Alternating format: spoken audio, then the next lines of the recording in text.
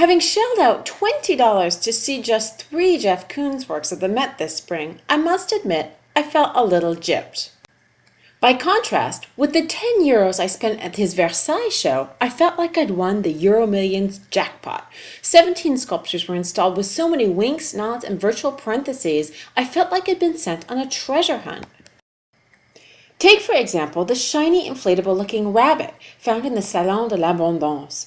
With a little investigation, I discovered that the room served 2 functions for the king, displaying precious objects and holding buffets. No doubt the rabbit installation alludes to both. Behind glass, it stands like a proud collectible trophy in the center of the room. But in the eating chambers in the king's hunting palace, where lapin is a delicacy, it's hard not to view the rabbit, with its carrot in its hand, as dinner. It's all part of the fun. And while it may just be me, doesn't Louis de France in the portrait behind Rabbit look like he's about to say, "Wascally wabbit"? Walk into the Venus room, and the odd Hollywood couple, Michael Jackson and Bubbles, jumps into view, their matching golden outfits reflecting the room's gilded molding.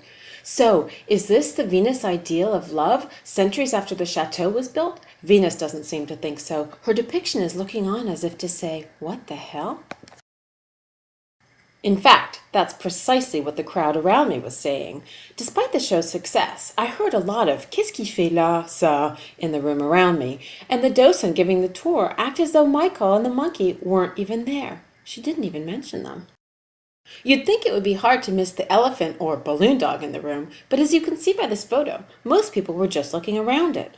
So why was it that I felt like the only one really actually enjoying the show? Much like Warhol, Jeff Koons has made a career out of projecting American icons. But even in the midst of globalization, the reaction of the viewers around me gave cause to ask, are these icons as universal as we think? Were they French enough? Where were Tintin and Asterix?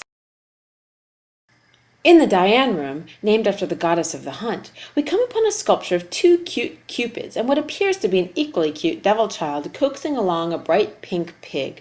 The title, Ushering in Banality, seems a bit of a metaphor for the whole show, and somehow I think Koons would agree. That's the point. The show is the ultimate export of American mass culture. The red lobster hanging in the Mars room spoke to me personally as a girl from Maine, but in France, maybe it should have been blue. Along a sidewall of the Mercury room, Louis XIV's bust is posed on a table underneath the portrait of the Queen. The King is more or less at the Queen's feet, with her eyes gazing down in his direction. The play on the word Mercury is clear. The bust is made of glimmering silver material, and yet the placement of the installation seems belittling. Furthermore, one might wonder, why is the Sun King in the Mercury room when the Apollo room is next door? Isn't Apollo more befitting of the greatest of all the great French kings? Certainly not. There's been a revolution at Versailles, and Koons is the new king of the chateau. Center stage, meticulously carved in bright classic white marble, head high and nobly set atop a classic pedestal, is self-portrait. By contrast, Louis XIV looks like an oversized version of an aluminum toy you'd get for a quarter in a gumball machine. Further along, in the Queen's antechamber, we find portraits of the Queen's aunts involved in light domestic tasks. The authors of these paintings were already making fun, as it's unlikely that anyone sharing the Queen's blood would actually be dusting, but Koons takes the suggestion one step further. Right in the middle of the room, we find new Hoover convertibles. It's as though to say, get to work, ladies. Indeed, the Koons revolution continues. Though in the end, I'm not sure who gets the last laugh. Koons' sculpture, with its neon lights and upright vacuums, looks retro at best, while the portraits of the dusting aunties looks much more timeless. So what will stand up better over time, Koons or Versailles? If the glass encasements surrounding most of Koons' works are any indicator, I'd have to bet on Versailles. The vast majority of Koons' works, dating from only the last 20 years or so, are installed under more glass than the Mona Lisa, whereas the great master paintings are all exposed to the element. But perhaps it's a statement. These Americans' work travel abroad in their impermeable glass houses.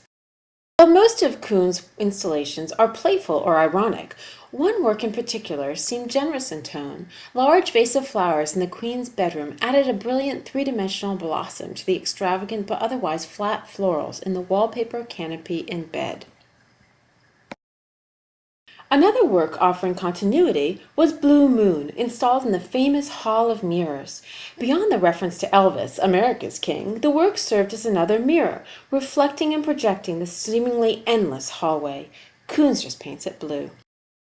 I left the exhibit thinking that Koons and Versailles were an unlikely pair, but one that worked well together. In fact, they kind of needed each other. On the rooftop of the Met, it was hard to get perspective on Koons' sculptures. They were at once too close and lost in the sky and urban horizon. Within the walls of history of Versailles, however, they are easier to appreciate. Thanks to the contrast, the objects are brighter, the icons sharper, and the questions more resonant. And Koons brings out the best in the chateau as well. In a sort of French roman style, the installations provoke the curiosity of the viewer. In each room there's a message, a joke, a pun, and we look closer than we ever would have at the chateau itself to find the clues. And in this way, in Koons' treasure hunt, the ultimate treasure is not Koons' work, but the chateau itself. His pompous, irreverent, bombastic, narcissistic Versailles show is ultimately all about Versailles.